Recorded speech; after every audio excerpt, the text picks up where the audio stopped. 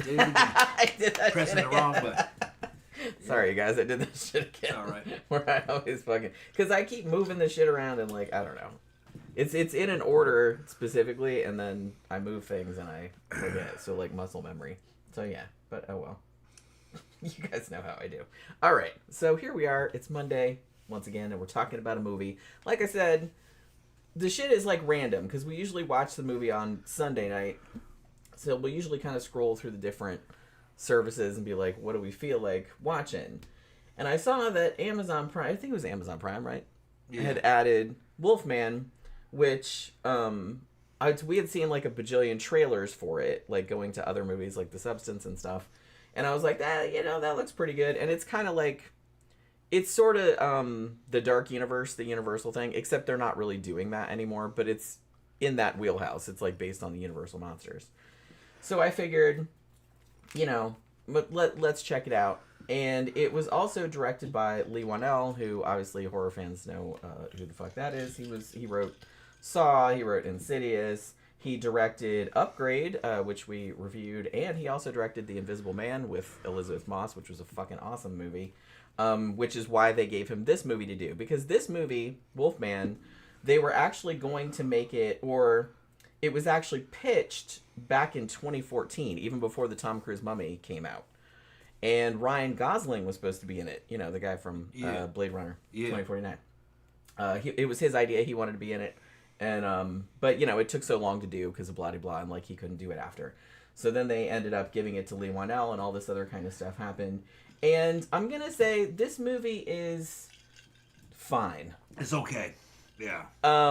It was very middling. I kind of feel like probably because I didn't hear much about it like after it came out, because they promoted it out the wazoo. I saw trailers for it every single time we went to the movies.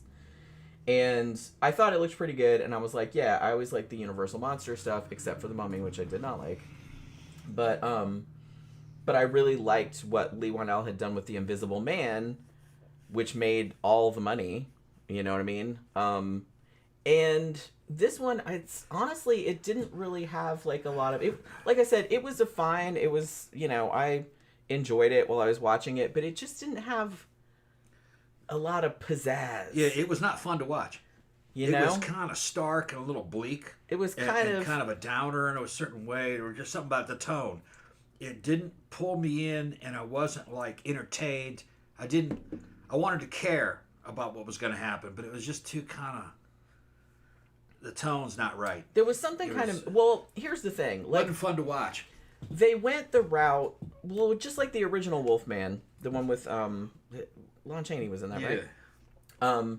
Where it was a similar story of like, a nice guy, like a decent guy, unwittingly turns into a werewolf and then becomes a threat to his family or his loved ones or whatever. So it was like the same kind of theme as that, but they sort of made it more isolated. So it was just like kind of isolated to one family, which, like I said, that's a good decision. You have to reboot things for the modern era or whatever. And he wanted to do something a little bit different with it, but in a large part, it was mostly the same, similar kind of story.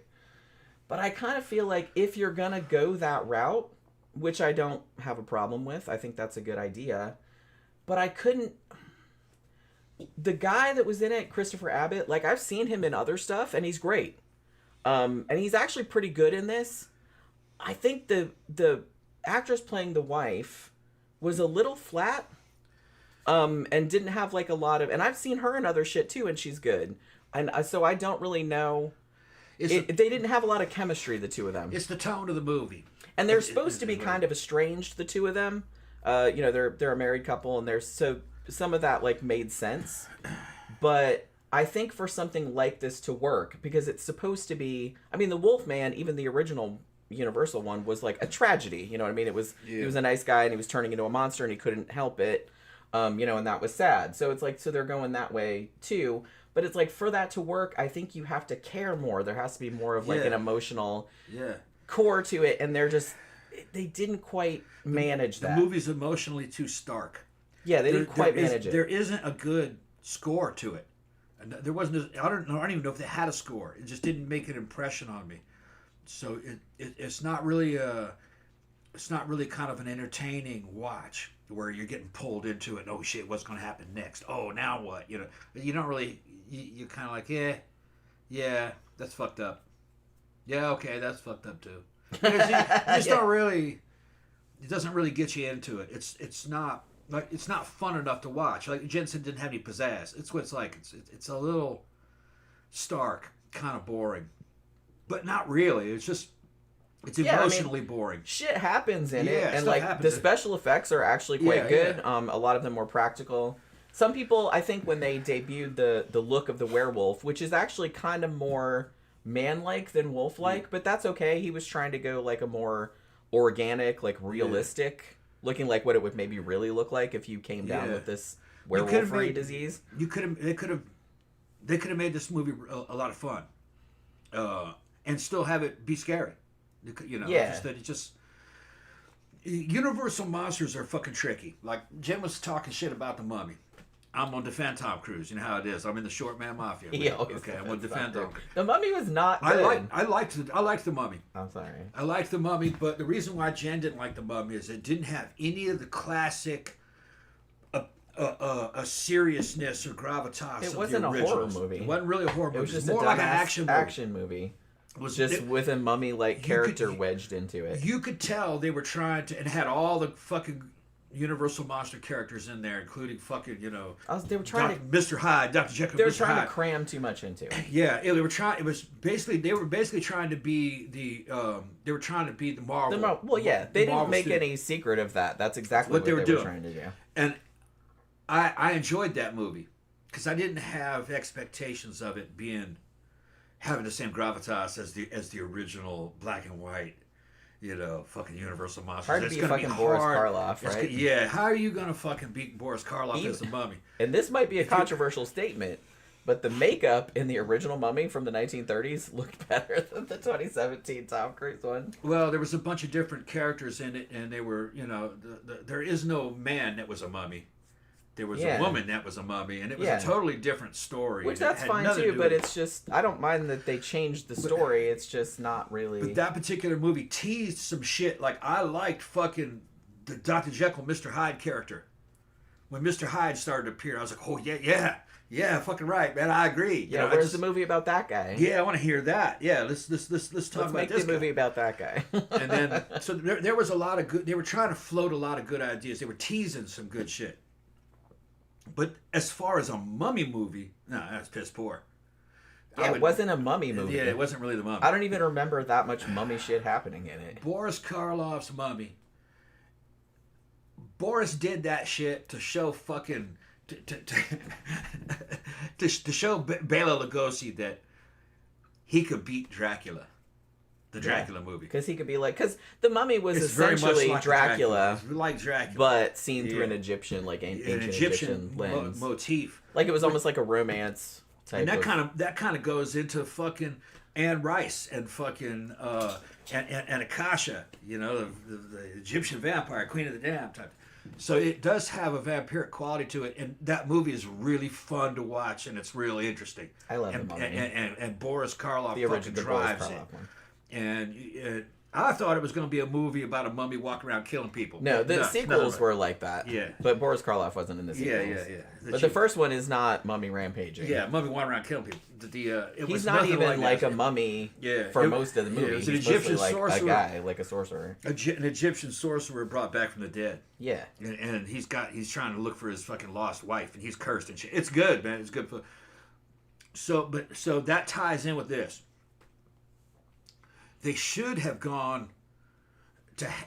I know they tried to get the gravitas of the original Wolfman flick, but I think they really should have gone more in the Tom Cruise version. Nah, I don't agree with that. Made it more, made it an action movie that was fun along the lines of fucking Werewolf in London. American Werewolf in London. Yeah. Which was also, American Werewolf in London had serious parts and it was actually scary in parts. But it was fun. It was a horror comedy. Yeah, it was fun to watch. I mean, it was a black comedy for sure. But, I don't know. Like, I would have done it that way. Maybe. I do like that they took the material seriously, and they didn't try to make it a stupid action movie. It's got action sequences in it. It's got gore in it. It's got werewolf fights and shit like that. Like shit like that happens in it, but it's not like an action horror, quote unquote, like Underworld or some shit like that, which I don't really like. But so I it's like not those two, though. So it's not like that. So they did try to take the material seriously, much like the original Universal one did, which I really appreciated, and they tried to make it more grounded and realistic. So it wasn't, and they even kind of tied it in a little bit to like maybe, I don't even know if it was necessarily like Native American folklore a little bit, because it was supposedly it was set in Oregon. They shot it in New Zealand though, but it was supposed to be Oregon. And it was kind of like a guy that had wandered off and got attacked by something, and then like turned, and then he was wandering out attacking people. I'm flexible in horror. I know the good shit from the bad shit, and I can go in any direction in terms of it, you know, being an action movie or being serious or whatever. That's great. Some of the horror movies that I liked the best weren't really horror movies. Like I as far as vampire movies go, I loved the first two Blade movies. The third one I thought was I did too. But that was a good vampire tale. Yeah, you know, and I'm Wesley not Snipes averse bringing it. Yeah. To an action horror movie. Yeah. It's not my favorite. You just gotta do it the right way. But yeah, it can be done right. Yeah. And oh, we got a super chat from Bee's Nest. Thank you very much. What did he say? Just said yo. Yeah, okay. Yo. Back at you. So I would have gone more like American Werewolf in London in terms of the tone. I wouldn't have gone Silver Bullet. You know, that's... Although I love Silver Bullet. That was a good one, but that was pretty fucking wacky, you know. That's mostly because Gary Busey was in Gary it. Busey, yeah. He wackied up the whole thing. He was Busey-ing the fuck out through that whole fucking movie. Honestly, I think he made that movie, he's the best part of that movie. He made that movie, yeah. He's the best part of that movie. But I wouldn't have done that tone. I would have done American Werewolf in London. It's a little silly, but it's fun. But like I said, I do appreciate them taking the material seriously, like I said, and kind of going the same route as the original Wolfman, which was kind of like a good guy that unwittingly becomes a monster and becomes a danger to everyone around him, and it's a tragedy. So I kind of like that they did that. I think that they did, because remember back, I think it was 2010, I want to say, they actually made a Wolfman movie with Benicio del Toro. Does anybody remember that but me? I don't remember. I think Anthony Hopkins was in it too. Like, I saw it in the theater, I'm 99% sure. And I remember it got shit on, like, but I remember kind of liking it. I haven't seen it in a long time, though. You know, I saw it when it came out, so I haven't seen it for 15 years, I guess. I wouldn't mind revisiting it because I remembered liking it, but they kind of did the same thing where they went the serious route, and I think a lot of people maybe didn't like that, but I liked that about it. Because I liked that the later Universal movies got kind of silly and everything like that, but the original ones actually were pretty serious, like it took the material seriously. So I could see what Leigh Whannell was doing here, like trying to go the same route.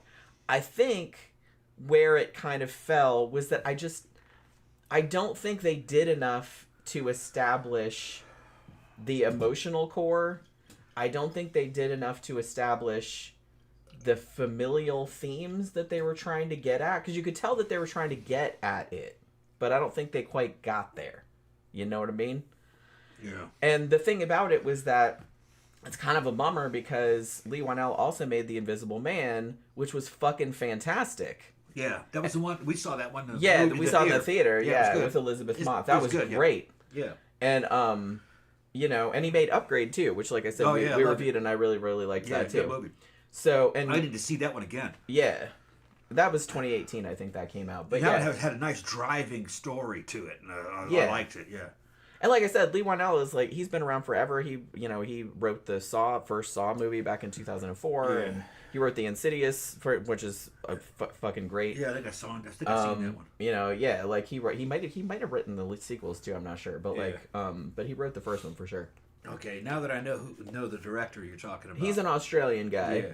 But it's not as good as his other ones. I mean, it's not a bad movie. It's good. This one is, if you're not expecting too much. Because, okay, so here's basically what happens. So at the beginning, there's like a like a flashback kind of thing, where the main character, who we find out later is named Blake. He's a little kid, and he lives in like this isolated cabin in Oregon with his dad. And his dad's kind of a little bit of a hard ass. Like, he's not abusive or anything like that, but you know what I mean. So they're out hunting, and they see something, which obviously, because this movie is called The Wolfman, you know it's a fucking werewolf, right? But, like, they don't see it real good. But there is, like, a rumor going around in this part of Oregon that a hiker that went missing back in the 90s, like, turned into... I don't remember, like, they had, like, a Native American name for it, like, Face of the Wolf or something. And it's, like, turned into that, but it's, like, no one's entirely sure. It's kind of like Bigfoot, you know what I mean? Where people say they see him and nobody believes it. Mm-hmm. So they kind of see it, and the dad shoots at it, but the kid doesn't see it, really. Then he's like, oh, it was just a bear, like, don't worry about it. And then later on, the little kid hears his dad, overhears his dad on the radio, like, talking to their neighbor, like, being like, hey, I saw that thing, like, we need to go get it, like, to protect our kids or whatever. And then, like, they jump ahead to the kid as an adult, and it's 30 years later, and he gets a thing in the mail that says, oh, his dad has, you know, you're led to assume, has disappeared.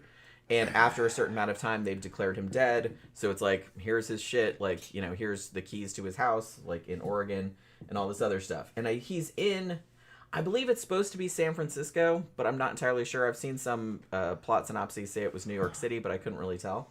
But it's some big city. They live in a big city, him and his wife, and they have a daughter named Ginger. And the wife is like kind of a hard-driving journalist kind of woman. And he's a writer, but he's kind of like out of work. So he's like a stay-at-home dad. And so they're kind of having some problems in their marriage or whatever. And so he says, why don't we go to Oregon for the summer? We can clean out my dad's house. You know, I can show you where I grew up, blah, blah, blah. And we'll fix our marriage and you can bond with the kid more because you're always at work and blah, blah, blah. So there's all that kind of stuff. And then, like, pretty much the minute they fucking get there, like, they drive a moving truck or whatever, and they meet up with the son of his dad's friend.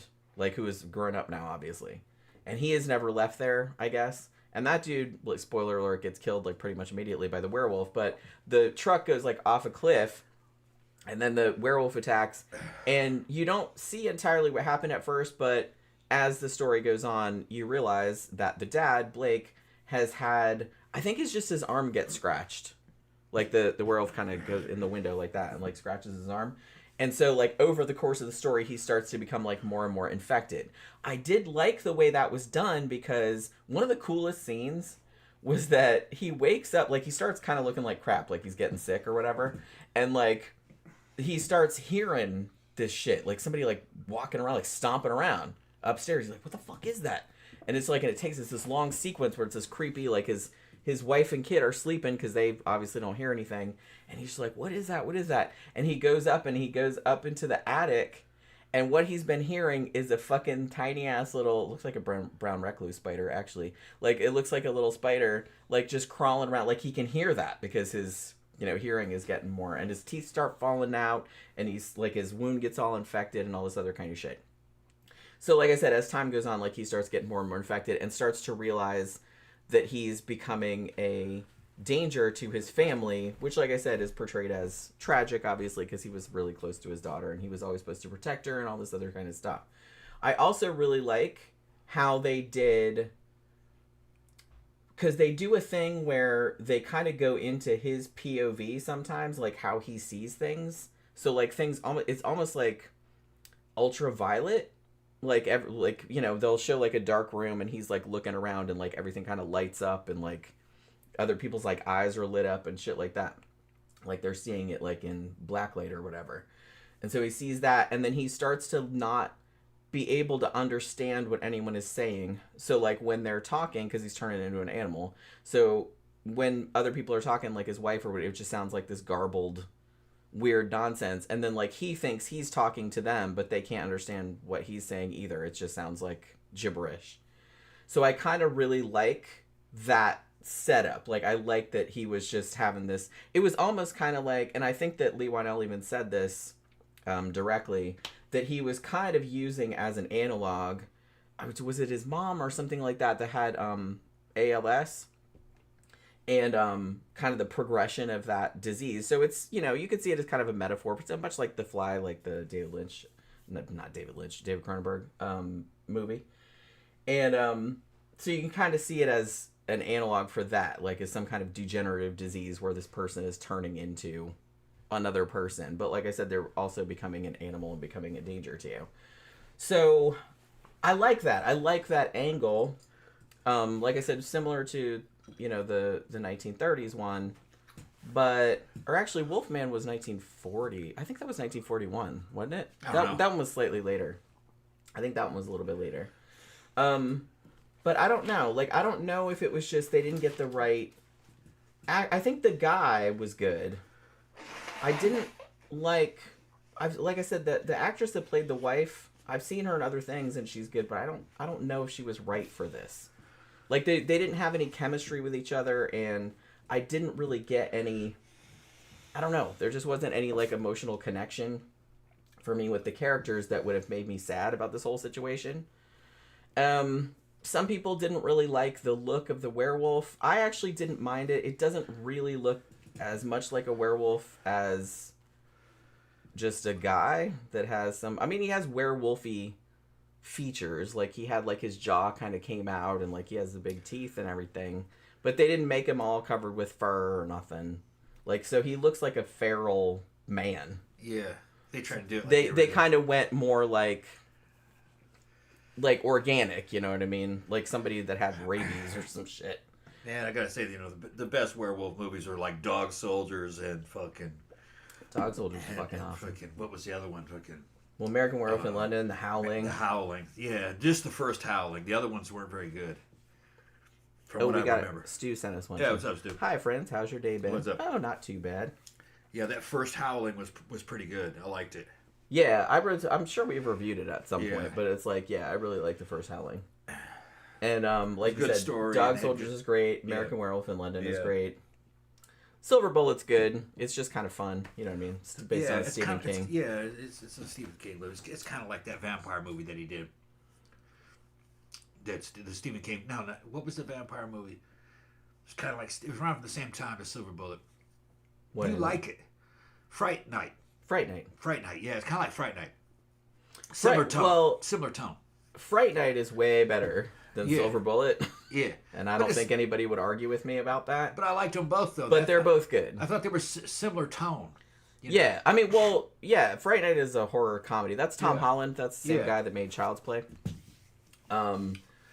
So, I mean, Fright Night is easily one of my favorite vampire movies, one of my favorite horror comedies, not just of the 80s, like of all time. I've seen it 40 bajillion times. I used to have it on VHS. I probably have it memorized at this point. But Silver Bullet was good. It's like, it's kind of cheesy, but like in a fun way. But like Fright Night is not cheesy. I don't think it's cheesy.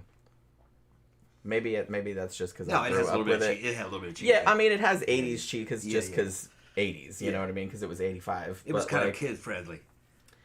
I liked it. No, Fright Night was not kid-friendly. I liked it. I was a kid and I liked it. Well, no, I mean, Silver Bullet was a lot more kid-friendly than Fright Night was. Like, Fright Night was pretty fun. But Fright Night had young characters in there. Well, they were high school students. Yeah, and I could relate to them. I was only a little bit younger than them. I'm just talking more on on a gore standpoint, like because Fright Night was way gorier than Silver Bullet was. The gore didn't bother me though. No, I wasn't bothered. It wasn't like a slasher. Mm-mm. And the effects in Fright Night were way better too. Yeah. That scene where Evil Ed gets. Yeah. He was came at Peter Vincent as a wolf. And he has to stake him, and then he turns back into a person, really slowly and painfully, and it's really heartbreaking. It's so funny that kid ended up in gay porn. Yeah, it's he wasn't in that many movies, sadly. Yeah. He was in 976 Evil, which we reviewed not too long ago. Yeah, but he became a pretty well-known gay porn star. They asked him to be in Fright Night 2, which I've actually reviewed over on my other in my other playlist. Yeah. And Fright Night 2 it's not nearly as good as the first one, but it's actually pretty good. I'll go to bat for it as one of the better sequels from the 80s. They actually asked Stephen Jeffries to come back for it, even though he died in the first one. But vampires, they can come back. They can work something out. Blackula died in the first Blackula movie too, and they brought him back again. Yeah. He got burned to a crisp. There was nothing left of him. Hey, my three favorite black vampire movies. Blackula and Blackula Scream, fucking solid vampire flicks. That inspired a lot of Anne Rice. Anne Rice loved those movies because they asked the question, what is vampire culture? How do you live once you're a vampire? What do you do? You know, and that's in there. And I like Vampire in Brooklyn. I don't give a shit. Somebody said, Eddie Murphy. Yeah, I liked that. I thought Eddie Murphy fucking delivered a solid. It's pretty decent. A solid black vampire movie. And it was kind of. It was as solid as the Blackula flicks, and they're solid. They just got a crazy name, Blackula. But the name is explained. Yeah. Dracula named him that. Yeah, like to be an asshole. To fuck him over, yeah. His real name was Mama Waldy. He was an African guy. Like I said, I will absolutely defend both Blackula movies. They are awesome. Yeah, they're good, yeah. I love them. Great fashion. I love those movies. Yeah, good scripts. And not like in an ironic, cheesy way. No. They're legitimately really good movies. Yeah, and they're Southern Gothics, too. Yeah. Because they're taking place in New Orleans. Or at least partially New Orleans. But yeah, New Orleans. Oh, Heavy Metal Zombie Pilot also points out Ginger Snaps is good, too. Ginger Snaps. Forgot all about that, yeah. Ginger Snaps is also great. And the second Ginger Snaps is good, too. Yeah, I actually like the second one. Oh, and there's another good one that came out probably in the last 10, 15 years called Late Phases. Was it Spanish or Argentinian? I can't remember. That one was excellent too. There's good. Werewolves are not like my go-to, but there's a lot of really good like werewolf movies out there. You know, but you know this one we reviewed. Didn't we review Wolf that had Jack Nicholson and Michelle Pfeiffer in it? Pretty good. Which is pretty good vampire movie, or not vampire? It's a werewolf movie. And the thing about that one was that was almost like a boomer drama, but with a werewolf. You know, that was a werewolf movie for adults. It was pretty weird. Werewolf movie for adults. I forgot. I saw it in the theater back in 1994, and I remembered liking it. And I was like, oh, one of these days we should review it for the show. And like rewatching, I was like, good. Wow, the tone of this one is really strange. I had forgotten. It was good. It was It was trying to good. Be sophisticated. The way boomers liked sophistication. I was like, oh my god, this is like 30-something, but with werewolves. Yeah.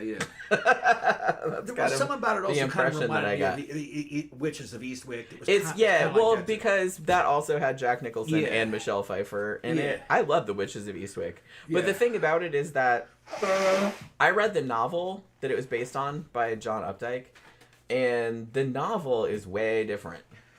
Like, it's kind of similar, but not really. But I kind of like what they did with the movie, though. Yeah, Witches of Eastwick, if you haven't seen that movie, it's a solid flick. It's a solid witch movie. Although, I would say my favorite witch movie is The Legacy. It's just because the one I grew up with. Yeah. About a satanic witch. Just calling all the witches to his mansion. He's on his deathbed. And he gets them to all fucking... They don't fight each other, but he kills them all. In weird ways. And using witchcraft. And then the last surviving one inherits all his fucking power. It's a good flick. And it's kind of like a British movie, I think. It has Americans in it. Yeah.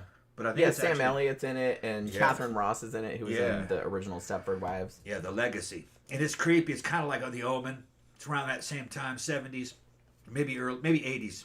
No, I think it was 70... Late 70s, maybe. 79? Yeah. I can't really remember. It kind of has a tone of like The Omen and The Exorcist. They were kind of going for that. But it has a little bit of kind of an action flair to it, the way that these satanic witches all die. And they're witches, but they just seem, one of them's a rock star, other ones are like a fucking model. They're all, they're successful and famous, and she's got a shit ton of money. They've sold their souls to Satan. As one does. For their shit. Some of them have Which is why they're successful. Yeah, and they have different powers, but they're kind of weak powers from what I can gather. Most of them. Yeah, it's a good... I wonder why that's never been remade. That'd be a good movie to remake. I'm sure, like, not for lack of trying. Scared the shit out of me when I was a kid, because the American couple are like, fuck this, we're getting out of here. They're in this big fucking British mansion. It's like a castle. They're like, we're getting the fuck out of here. So they jumped in the car to drive out, and all roads led out, but all roads led right back. Yeah, see, that kind of shit like freaks me out. They're like, how the hell do we get out of here? All the roads lead back to here. That's a fairly... I don't know if I'd say it's common, but it's not an unusual trope. in horror, especially in horror fiction. Yeah, they're going through the English countryside and they can't get out. And you just can't get out. Like, you keep coming back to that spot again. Like, that kind of shit always freaks me out. Yeah, great flick. Yeah. Heavy Metal Zombie asked me, are you familiar with Poppy Z. Bright, Jenny? Yes, I am. I've read most of her stuff. And, yeah, she's trans, so what's the name she's going under now? I can't remember. Know. Billy something. We grew up with that shit. She was around for a long time in the goth scene. Yeah. Like, I remember reading Lost Souls and Exquisite Corpse and all. I think I have all of them over there on my bookshelf somewhere. Yeah, she's a man now. Yeah, like I said. So, and actually, he went later, like, less horror, but it's more New Orleans based. Yeah. There was one called, what the fuck was the name of it? It was like about a chef. It wasn't really horror, but it was still pretty good. It was like real seedy. You know what I mean? It was kind of almost like a noir. Yeah. So I might have that somewhere. I have so many books I just like forget which ones I own and which ones I checked out of the library. You know what I mean? But yeah, Lost Souls, I actually have thought about, because I haven't read it in many years, and I was like, man, I really need to like go back and reread some of those and review them for my, for my little book review shows that I do. Because like I've been concentrating on doing newer ones, but I have a bajillion books here that I haven't read for years that I should probably reread. You did see Tammy's here, right? What you doing, Tammy? Oh, Tammy's here? Yeah. Where? Oh, I didn't see it. Yeah, she said hi earlier on, but you were busy. Oh, okay, yeah. Oh, and CB says Near Dark is the best vampire movie. That's a really good one too. I think I've seen that. Yeah, we reviewed it. Which one was that? It's like Bill Paxton is in it. It's like a western. It's like they're a bunch of them are just kind of like out in the desert. Bill Paxton. Yeah. What happens in it?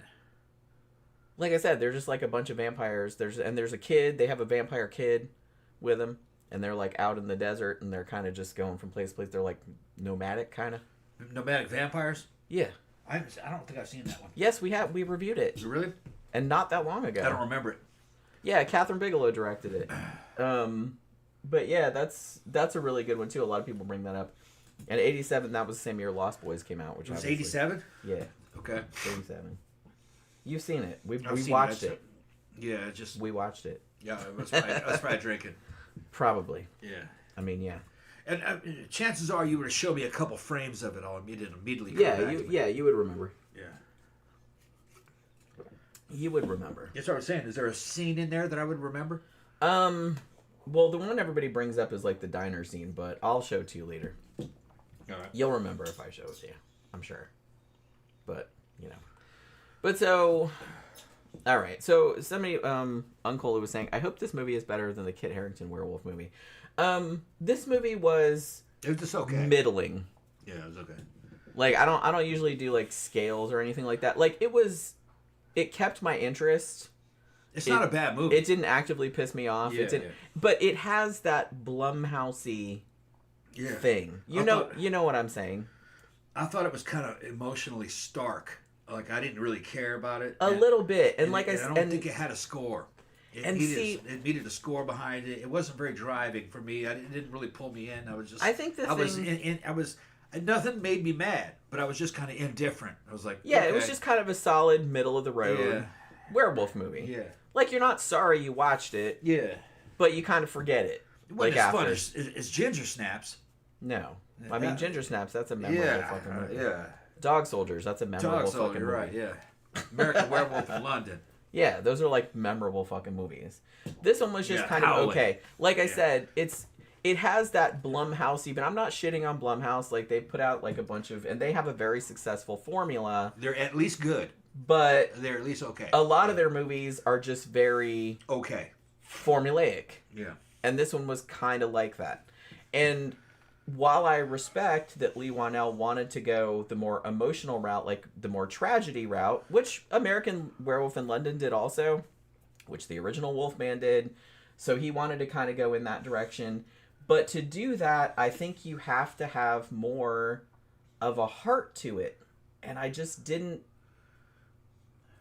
connect enough with the characters. Well, the characters weren't very likable. Well, they didn't really. I mean, they weren't real vibrant. They just kind of show up. Like I said, Christopher Abbott was good. Like, I think he did a really good job. Like, because he conveyed a lot, like with his face, and Like, he didn't have to say a lot. Like, you could tell what he was feeling and stuff. But it's like the kid and the mom were kind of a little bit... I don't know. They didn't really seem like a real family to me, or they didn't really seem like... There wasn't much chemistry there. And I think if you're going to go that... Because I think the reason that Invisible Man worked was because Elizabeth Moss, despite sadly being a Scientologist... Oh, stop it. She is a fucking fantastic actress. And she carried that fucking movie. Well, that was a fun movie, though. Yeah. That pulled you into it. This one wasn't quite as fun. Yeah, like I said, this one was a little bit by the numbers, I feel. Not terrible. I don't think it was a waste of time. Like, I enjoyed it. It's okay. But, yeah, it was just like, maybe a solid 6. Like, you wouldn't be mad that you paid, like, oh, I want my money back. But it's like, then a week from now, you're like, wait, did I see that? It's like kind of one of those kind of If you like werewolf shit, then this is one of them. It's not bad. There's a lot worse. That's Tom's review. If you like werewolf movies, this is a werewolf movie. This is a werewolf. There's a lot worse out there. All right. Well, see, that's what I mean. I tend to be, I think sometimes, maybe, people think that I'm maybe too forgiving, but you have to realize that it's like, look, I grew up watching MST. I have seen the worst fucking movies ever made. I have seen some bad fucking movies. Those are sometimes fun, though. Some barely competent movies. Well, yeah, but I've seen some like that, but I've also seen some that I'm like, oh my god, please kill me, like, while I'm watching it. So, I'm willing to give people the benefit of the doubt. As long as you can entertain me for the runtime of the movie. Sometimes the shit movies can be fucking entertaining. And yeah, but it has to be shitty in a specific way. The worst possible movie is a movie that's boring. Yeah, exactly. And sometimes if the shit is so bad, I mean, they're taking it seriously, but you're just like, this just is not boring. You're laughing your ass off. They're taking it like Manos, Hands of Fate. That's a great example. Birdemic, great example. Fucking, yeah, because every single minute you're like, what the fuck were they thinking? What are they thinking with this? Yeah. And Hands of Fate really could have been something. You could remake it. I know, I feel kind of bad about it. Yeah, it could, yeah. Because that was absolutely a great, like a kernel of an idea. That's a great idea. It was a good idea, yeah. That could be, and honestly, it's kind of creepy, but it's creepy like in spite of itself. Yeah. It's creepy because it looks like a snuff film. Yeah. But they didn't mean for it to look like a snuff film. Yeah, and there's no audio. The audio was all dubbed in later. It's just weird. It's like, so it's kind of unsettling and you can't really put your finger on it. So it's kind of creepy, but not for the reasons they thought it would be. The thing is, though, is if you remake that movie, you have to do that. Yeah. Where no one on screen is talking. Now I'm kind of wondering... Whoever's talking, it has to be off screen.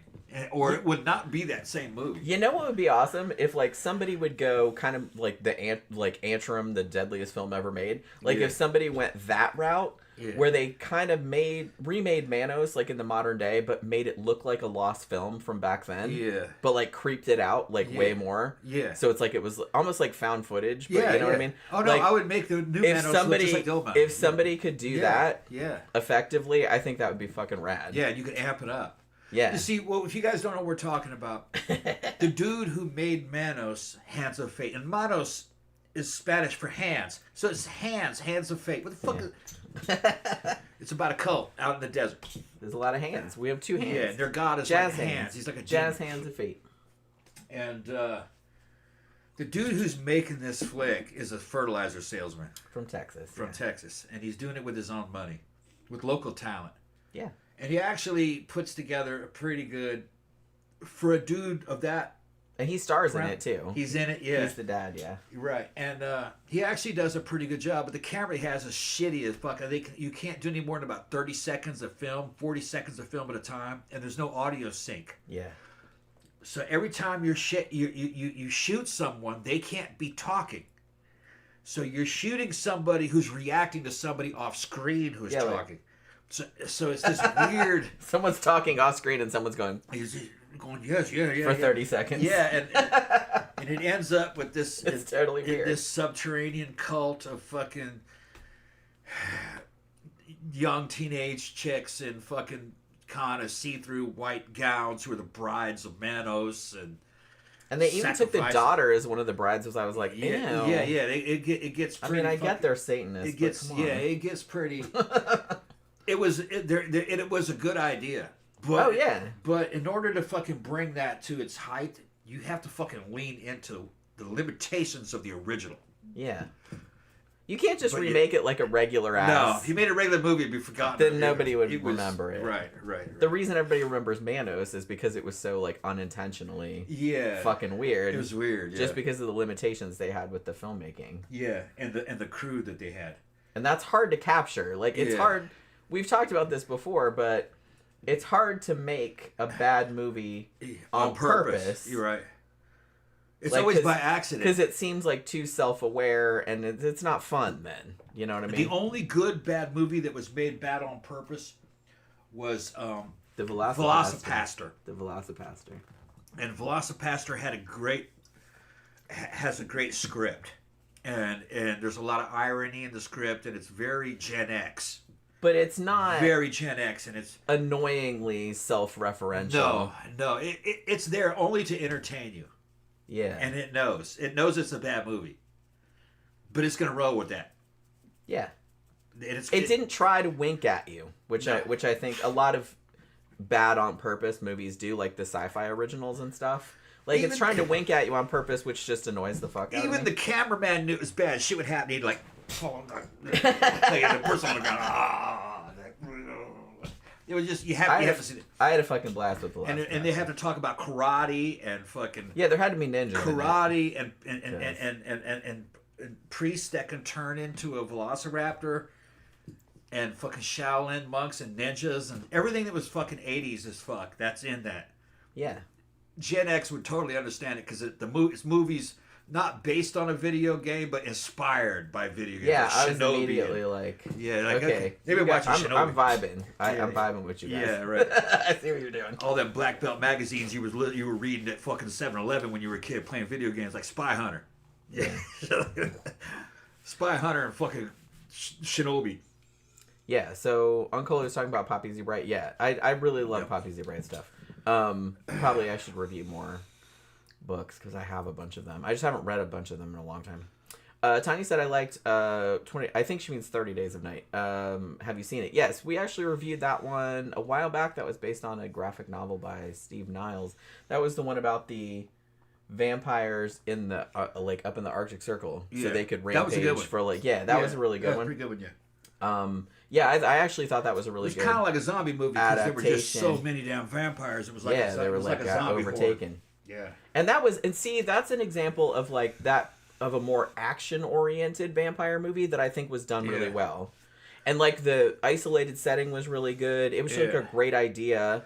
That came from the graphic novel, obviously. That particular movie reminded me a lot of the Riddick first movie. I think it's called Perfect Dark or Near Dark or whatever it is, where they're on another planet. Pitch Black? Pitch Black. That's what it was. Pitch Black. Pitch Black. And they're on another planet, and there's these fucking blind, fucking sonar, vampire-type bat things, alien creatures killing everybody. I thought that was kind of cool. Kind of reminded me of that movie. Yeah. I can see what you're saying. They're trying to survive against a horde of basically vampire bats. Basically what they were. The size of a fucking chicken. No, they were bigger than that. The size of a pterodactyl. Vampire chickens. Vampire pterodactyls. The next sci-fi original. Yeah, they were... Not gonna lie, I'd probably watch a movie called Vampire Chickens. Pitch Black. Can you believe Little Swole never saw any of the Riddick movies? Really? That's right up his alley. Well, I mean, yeah, you'd think. Oh, man, Rhino said, dude, you haven't seen any of the Riddick movies? That was fucking Vin Diesel's best movies, were those Riddick movies. And evidently the new one's coming out. He's going to have to lose weight. I've seen him recently. He'd probably be super. He's fat, man. He's going to have to fucking get back into training. He's probably like, fuck it. He's like, fuck it. I'm famous. I'm just going to eat cheeseburgers. Famous, I got money. I'm going to stay on the yacht. Can't blame him, honestly. Yeah. He's like, it's funny to whatever. See, it's funny to see Vin Diesel fat. It's like, why I got to work? I already got money. I don't got to do nothing. Yeah. I understand. They say he's a dick.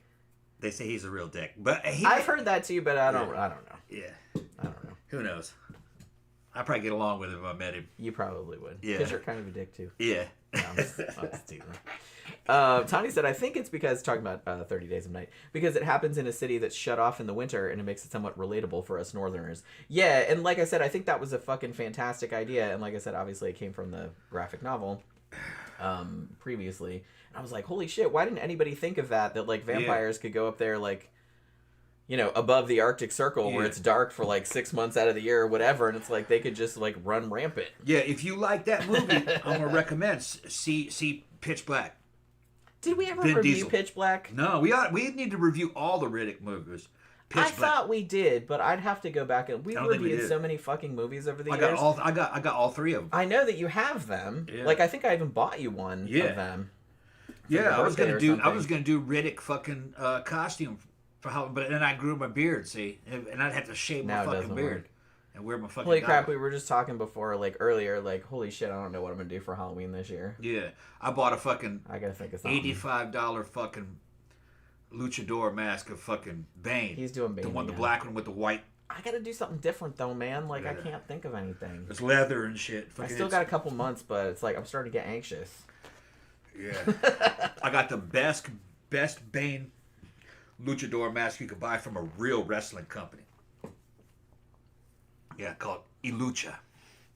Yeah. Yeah, it's coming. It looks cool. He showed me. Yeah, it pictures. looks like it's leather. I'll have to think of something. Yeah. Now you got me like all fucking paranoid about it. It's like, oh shit, and I'm not gonna think of anything. So I have to Yeah. start thinking about something. I'm now. getting my new Bane outfit already. Yeah. Yeah, I'm gonna do my. You got like 2.5 months. my Well, not Central American Bane, the all black Bane. 2 months Yeah, plus. yeah. You got to do. And Halloween night is Friday night, and we're having a party at Abyss that night. Yeah. Like our new nightclub night. Yeah, So we got to have some good fucking costumes. yeah. I Gotta gotta come get up the with something Bane good. Venom tank going with the fucking steroids going in, the green steroids, Venom, Yeah. what they call it. He's Yeah, gonna do all that. I gotta make that. I don't have to, but I probably should. Some I versions mean, of him don't have it. Go but all out. I have to make that tank and If the you- fucking if you little want to. backpack that it's in that he has to wear, which I have. I can make it out of fucking leather. I got all those leather straps and shit. Make it out of black leather. We'll see. Like I said, I don't have any ideas. Yeah.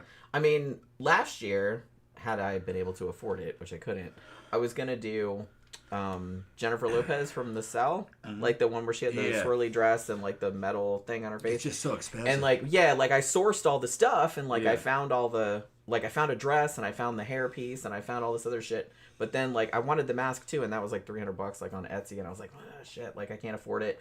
And if I do that, I wanted him to do the Vincent D'Onofrio yeah. character with the samurai pants and The hair horns. And shit. You got to be shirtless, which I can And- do that shit. Yeah, and I'm it's fucking like, ready but for it. if he's gonna do Bane, I'm gonna do something else. So I'm gonna, I don't know. You could always gender swap another Yeah, I know. superhero or something. I don't want to do superhero. I'm not really into that. Let me go to the restroom. Hold on. I'm more into like horror characters. Yeah, why don't you gender swap a fucking a horror character? Yeah, I could. Like a Frankenstein or something. Sexy Frankenstein or a sexy fucking. Well, I've Mummy done Bride of Frankenstein lots of Yeah. times. I've done Mummy lots of times. I did Amy from Fright Night a couple of years. Yeah, I'm trying to think. It's like I don't know. Like I said, a couple. I think last year I just did like a mermaid because I didn't have that much money, and I was like, well, I already have most of the shit that I need for that. Like all I needed was some makeup and some crystal things and shit, and that was pretty much it. Because I already had a green wig, I already had like a sparkly green dress, I already had all that. Because I already had all that, you know. So you know, and so I don't know.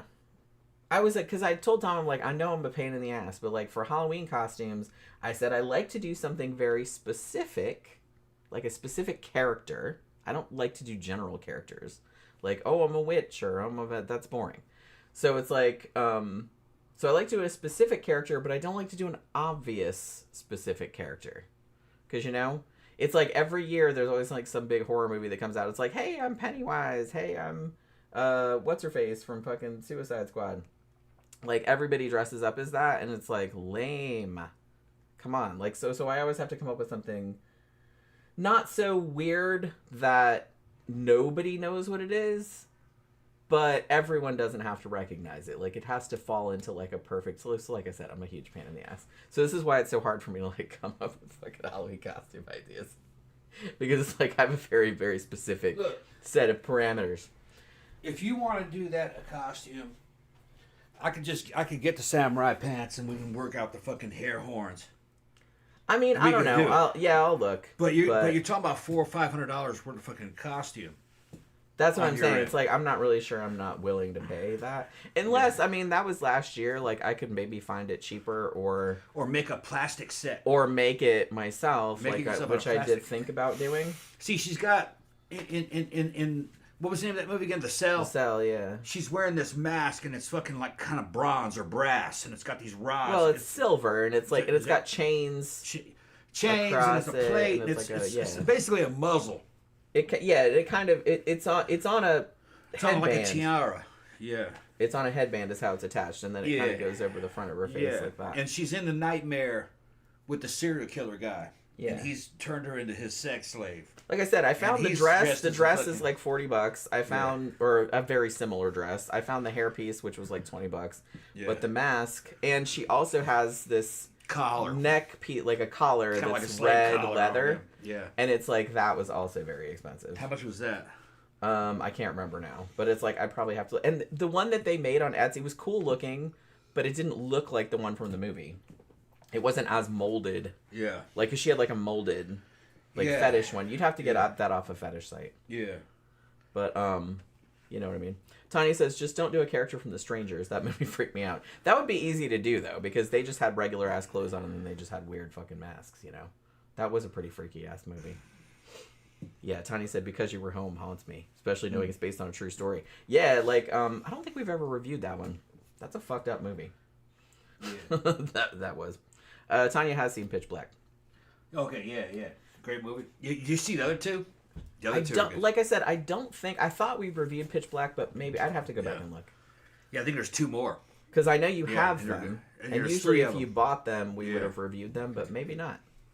Maybe we didn't. There's probably a lot of movies. Yeah, that have fallen through the Vin cracks. Diesel, he's trying to get the fourth movie together. Yeah. But we'll see. I don't know how much support he's got. You know, guys, they interview the guys, they just say shit.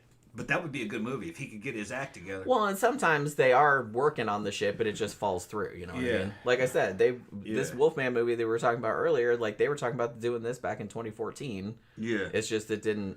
And then after The Mummy came out, and that was such a shit show.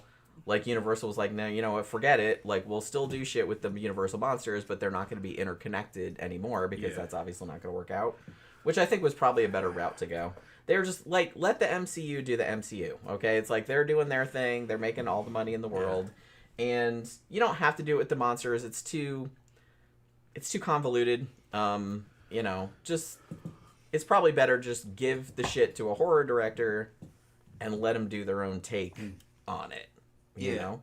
Like if you want to do a crossover, because they did that back in the 30s and 40s too. You know, that's fine, but, you know. So, like I said. You about hungry? Yeah. Let me go make that chicken sandwich for you. Starting to get hungry. All right. Starting to get hungry. I'm not fussy. You're not fussy yet? I get fussy. I don't get fussy. I'm getting fussy right now. Only you get fussy. I'm getting fussy. Go ahead and shut it down. We're going to start the foot. All right, so I'm going to shut it down for this evening. Thank you very much for hanging out with us. Thank you for all your super chats. Be sure to come back on Wednesday night. We're doing another true crime show. I'm actually pretty excited about this one. This one I didn't know a lot about until somebody, I think it might have been Zach, or please, if it was somebody else, please remind me. But somebody said, oh, who was that serial killer that called the Howard Stern show? And so I was like, yeah, I kind of remember that, but it's like, who the fuck was that? So it's like, so I looked it up, and it turns out that there is an unidentified serial killer out there that killed a bunch of women in New Orleans in the early to mid 1990s called the Storyville Slayer. And that's the person that called Howard Stern. They don't know if that's actually the killer or not, but that's kind of associated with that case. So we're going to do a show about the Storyville Slayer, who, like I said, has not been identified. One of the murders, I believe, was solved, but they think that there's more than one killer going on. So that's what we're going to talk about on Wednesday night. So that should be a good one. So hopefully you guys can join us for that. Have a good rest of your evening. Have a good day tomorrow. And we will see you guys again on Wednesday night.